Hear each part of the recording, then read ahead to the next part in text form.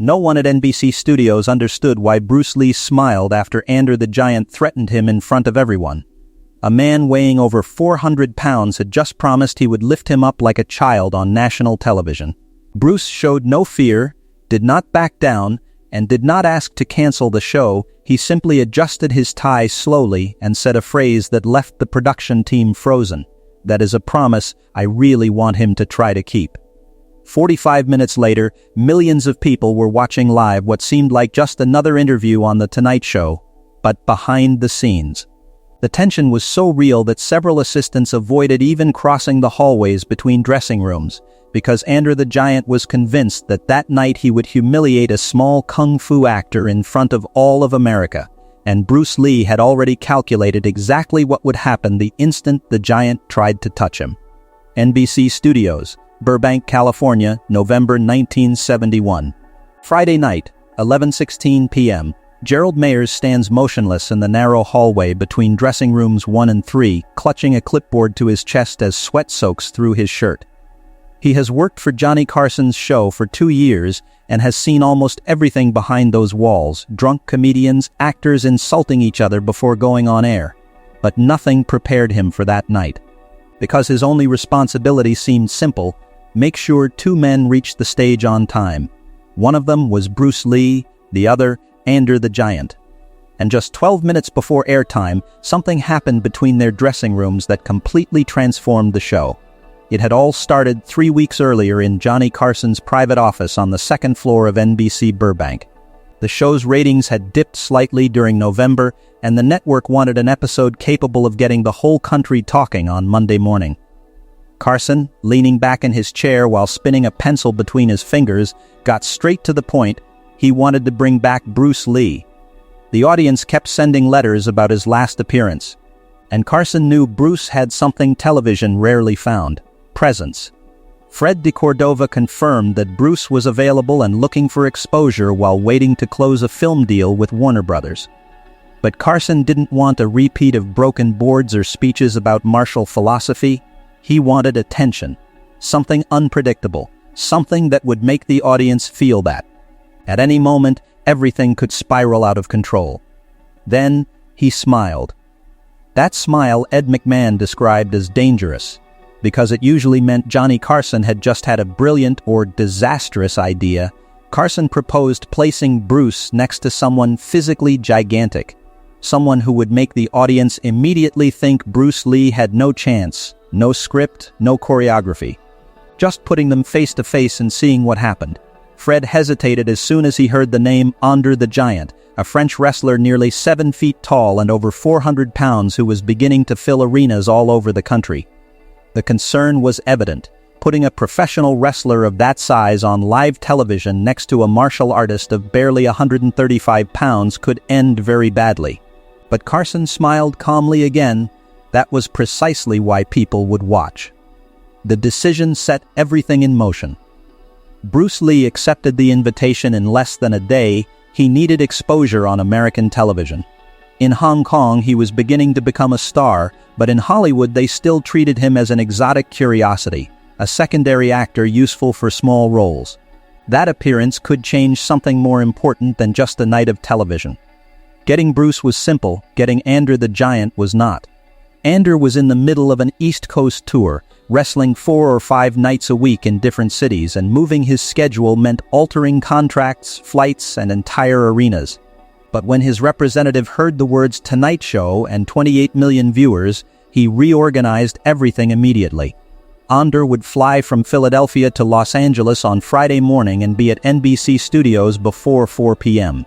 That was the plan. Professional, precise, no complications. But plans often break when they face reality. And the reality that November afternoon in 1971 was nearly 7 feet tall, weighed 420 pounds, and had been drinking since noon. Andre's flight landed at 1:47 p.m. He had barely slept a couple of hours, doubled over uncomfortably between 2 first-class seats specially modified for him. It was never enough. Nothing was. The world wasn't made for Andre Ren Roussimoff. Neither the planes, nor the hotel beds, nor the doors, nor the cars were designed for someone of his size. He had spent his whole life forcing himself to fit into places built for smaller men, and that made him, depending on the day, either calm or deeply irritable. This Friday clearly belonged to the second category. His representative, Frank Valois, picked him up at the airport in a rented Lincoln Continental, one of the few vehicles where Ander could extend his legs without destroying the front seat. For almost 20 minutes the giant remained silent, looking out the window. Finally, he asked who the other guest on the show would be. Frank explained that his name was Bruce Lee, that he was a martial artist, that he had appeared in The Green Hornet, and that he was now starting to become famous with kung fu movies in Hong Kong. Ander let out a dry sound loaded with contempt.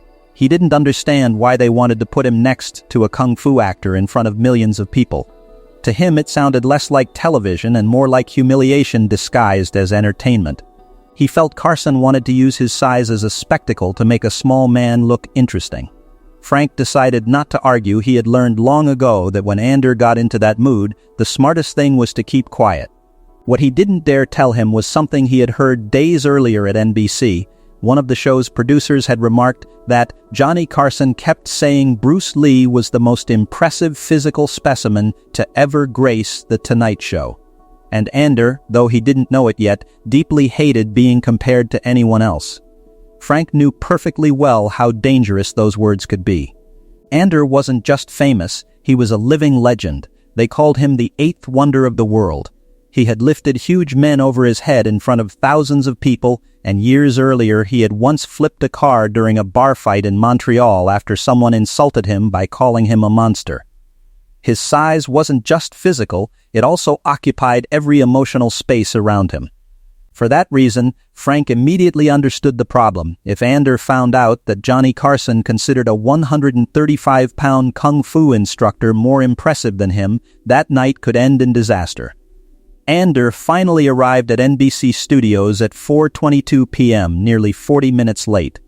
The production crew had spent hours preparing to receive him. They had measured doors, reinforced his dressing room chair, and filled the room with French wine and Molson Canadian beer exactly as his contract demanded. Everyone knew Ander drank absurd amounts of alcohol, though for someone his size it seemed almost normal. By 7 p.m. he had already emptied several bottles of wine and started on the beer. He wasn't drunk, at least not by his own standards, but he was relaxed enough to become unpredictable. And that made the stage manager nervous when he went in to explain how the show would work. The man spoke with extreme caution. He explained that Bruce Lee would appear first, and then Johnny Carson would introduce Ander for a light, fun, and completely harmless conversation. Nothing physical. Ander slowly repeated those two words while watching the man from above, as if he were tasting the flavor of a threat. Then he smiled, but it wasn't a friendly smile. It was the kind of smile that makes an entire room drop in temperature.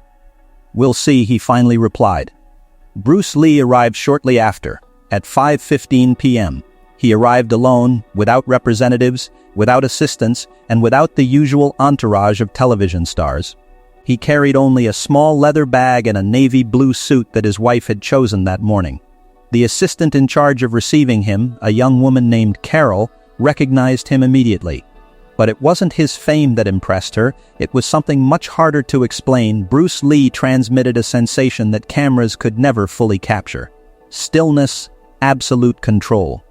It was like watching a spring compressed to the limit, perfectly motionless, and yet dangerously loaded with energy.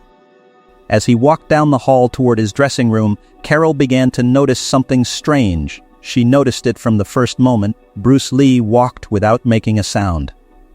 Years later, she would still describe it the same way. That man walked as if he were floating. She led him to dressing room 1, where Bruce carefully left his bag, took off his jacket, and began to stretch in silence. Every movement was slow, precise, and completely controlled. He wasn't warming up to impress anyone. He was preparing himself like someone accustomed to expecting the unexpected. At 6:30 p.m., Fred de Cordova entered the dressing room to explain the show's format. He told him that Johnny Carson wanted to build a segment around the contrast between strength and speed, size and technique, something light, nothing physical. Bruce looked up immediately. He had noticed something in Fred's tone. He asked why he felt the need to repeat those two words so much. Fred hesitated before answering. He finally admitted that Ander was in a bad mood and that he had heard Carson's comment calling him the most physically impressive man to have been on the program. Bruce's silence lasted only a few seconds. Then he summarized the whole situation with absolute calm. A drunk giant who felt disrespected in front of millions of people on live television. Fred took a deep breath and offered to cancel the segment if he felt uncomfortable. Bruce didn't even let him finish. "I am never uncomfortable," he replied. "I am just calculating." At 8:45 p.m., 45 minutes before airtime, the incident occurred that completely altered the night. Ander left his dressing room headed for the restroom at the end of the hall to get there. He had to pass by Bruce Lee's open door. Bruce was training inside the room, throwing punches into the air with such brutal speed that his arms seemed to disappear. His feet barely grazed the floor. Ander stopped to watch for a few seconds and then began to laugh. It wasn't a friendly laugh, it was a cackle loaded with contempt. Bruce stopped his punch mid-movement and turned slowly toward the door. For the first time, both men looked directly at each other. Ander filled the room with his deep voice as he mocked the small kung fu man whom Carson considered so impressive. He said he had met truly impressive men, truly dangerous men, and that Bruce was neither. To Ander, Bruce was just small, fragile, and lucky that cameras were rolling that night, because, according to him, if they weren't on television, he would show him what it really meant to be impressive. Bruce remained motionless. Not even altering his breathing, he observed Ander the giant like someone analyzing a structure, not a man. Then Ander threatened him directly. He said that when they were on stage, he would lift him up in front of millions of people to prove he was nothing more than a toy. Then he walked away down the hall, making the floor shake with every step.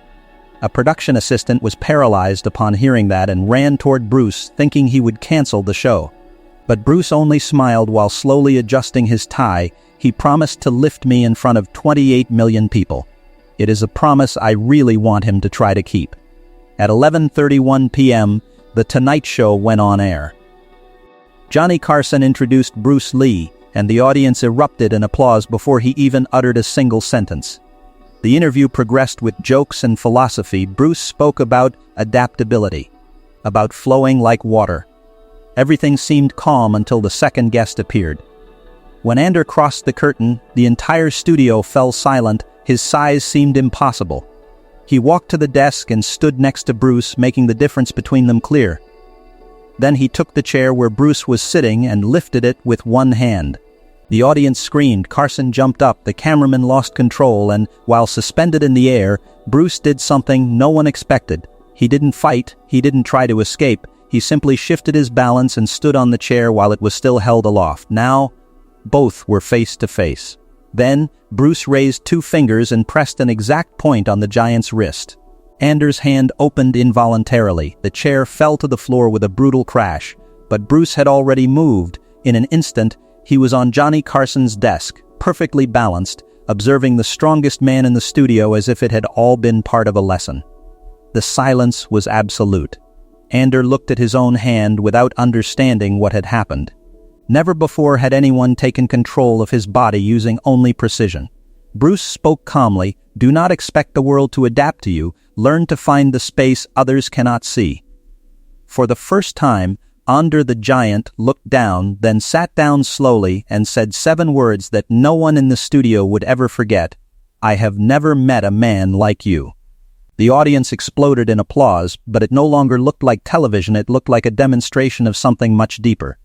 When the cameras turned off, an assistant saw both men sitting in the hallway talking quietly. There were no more threats or pride, only curiosity. Bruce was explaining to him how the human body could be defeated without unnecessary violence, using timing, precision, and control.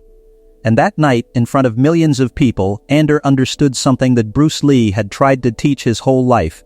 True strength does not belong to the biggest man. It belongs to the man who does not fight against force, but the one who learns to flow around it, like water finding its way through the rocks.